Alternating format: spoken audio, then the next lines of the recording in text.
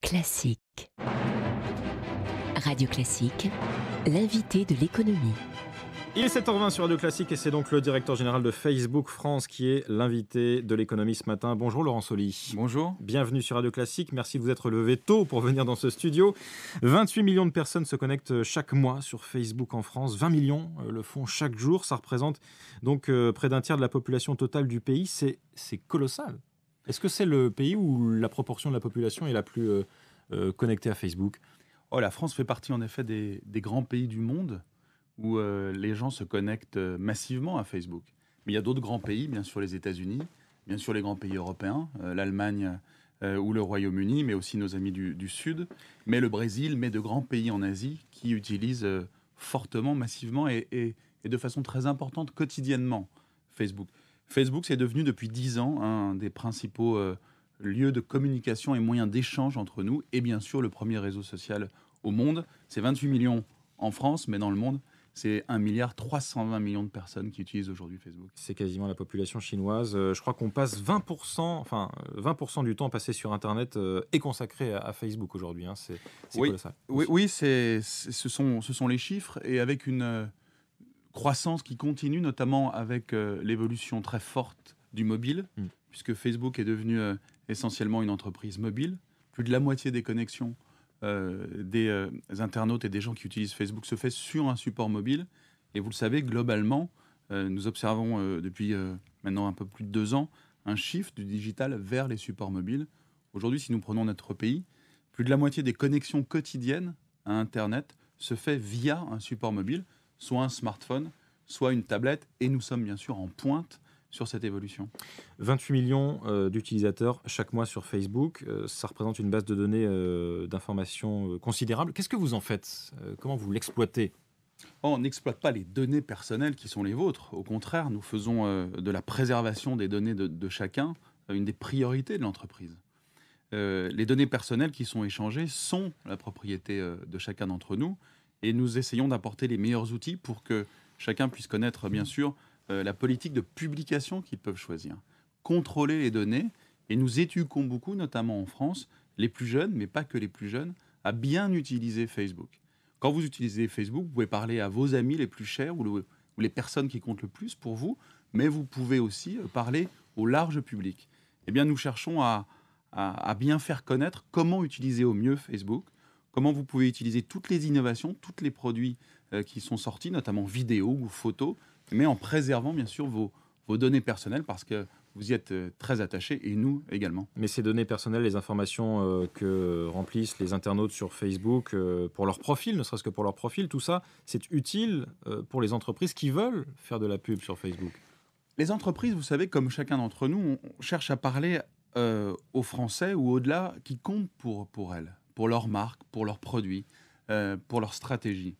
Et elles cherchent à cibler au mieux les gens qui les intéressent. Elles n'utilisent bien sûr pas les données personnelles, mais nous pouvons les aider à bien déterminer les Français qui peuvent rentrer en connexion avec leur marque, avec l'histoire de leurs produits.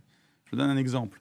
Imaginons que, Nicolas, vous habitiez Lyon et vous soyez passionné de vélo, et vous l'aviez indiqué sur Facebook parce que vous aimez le vélo. Eh bien, une grande entreprise qui va vendre des vélos à Lyon va d'abord vouloir vous parler à vous, parce que vous êtes dans la zone localisée de Lyon, et puis vous aimez le vélo. On va vous cibler pour cela. En revanche, qui vous êtes, votre nom, vos données personnelles, bien sûr, ne seront jamais communiquées ni à l'entreprise, ni à Facebook pour faire du marketing. Cette protection de la vie privée fait néanmoins l'objet d'une action collective lancée par un étudiant autrichien. Elle a recueilli à ce jour plus de 60 000 signatures de soutien.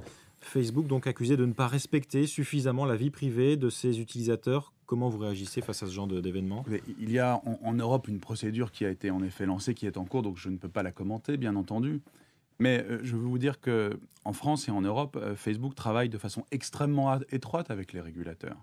Notre régulateur de référence, qui est le régulateur irlandais, mais également le régulateur français, qui est la CNIL, pour mettre en œuvre et expliquer quelle est notre politique et comment bien informer nos utilisateurs des règles d'utilisation de Facebook et de la protection de leurs données. C'est cette politique et cette volonté d'être une entreprise responsable, bien sûr, dans notre pays, et de donner à chacun les outils de contrôle et les justes outils de publication de ces informations que nous donnons pour que chacun se sente extrêmement à l'aise avec la capacité de partager, de communiquer sur Facebook. Est-ce que ce genre d'affaires ne risque pas d'inciter de plus en plus de jeunes, les 18-25 ans notamment, à fuir vers d'autres types de réseaux sociaux qui sont plus anonymes ? Ce n'est pas ce que nous voyons. Au contraire, les jeunes, c'est-à-dire pour nous à partir de 13 ans, mais bien au-delà de cet âge-là, continuent à utiliser massivement Facebook.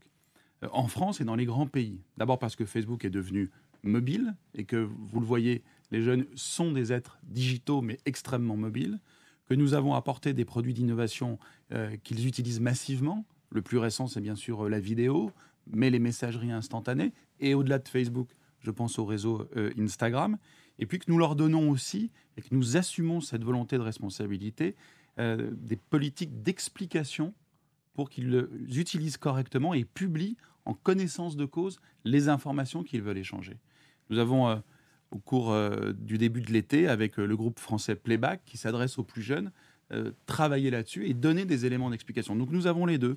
Nous voulons bien sûr innover, donner le maximum de produits de communication pour que Facebook et l'ensemble des outils restent très utilisés par les jeunes, ce qui est le cas, et en même temps bien expliquer comment utiliser au mieux la plateforme en toute sécurité pour chacun d'entre nous. Plateforme, vous avez prononcé le mot pour Facebook, Laurent Soli. C'est quoi l'idée au final pour Facebook ? Rester un réseau social, un média, ou aller au-delà et devenir un véritable portail, une porte d'accès à Internet, c'est-à-dire comme Google, la première page sur laquelle on va se connecter quand on va sur Internet ? La première mission de l'entreprise, Mark Zuckerberg le redit extrêmement souvent, c'est de connecter le monde, c'est-à-dire de donner à chacun d'entre nous des outils de partage, de communication, où qu'il soit, et quel que soit le support utilisé. Ça, c'est la première mission de l'entreprise. Et quand vous regardez les chiffres de connexion et d'utilisation de Facebook dans tous les grands pays, ce sont des chiffres en très forte croissance, avec d'abord cette mission.